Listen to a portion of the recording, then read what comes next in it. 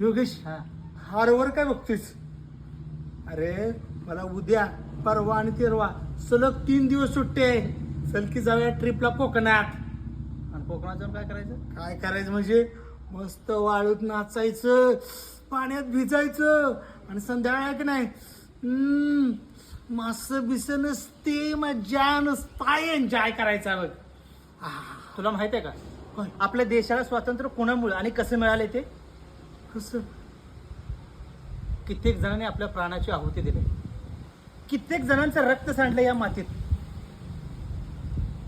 कुठल्या तरी बहिणीनं आपल्या भावाला शेवटची राखी बांधली असेल, कुठल्या तरी आईनं आपला पुत्र गमावला असेल, कुठल्या तरी बापानं आपल्या प्रॉपर्टीचा एकुलता एक वारसदार कायमचा गमावला असेल.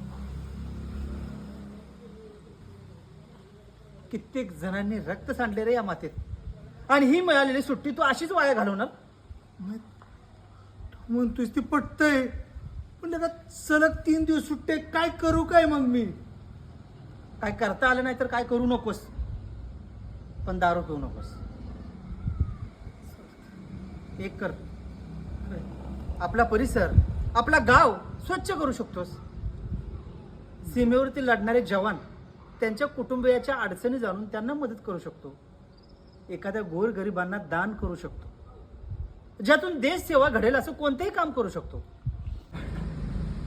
तू म्हणतोयस ती बरोबर आहे. आपण जे 3 दिवस सुट्टीत खर्च करणार आहे की नाही, तो सगळा खर्च आहे ना मी आपले जे स्वातंत्र्य सैनिक आहे ना त्यांच्यासाठी करतो. म्हणजे कसं आहे, त्यांनाही काहीतरी मदत होईल. मग तर घडेल ना माझ्याकडून देश सेवा. बरोबर आहे.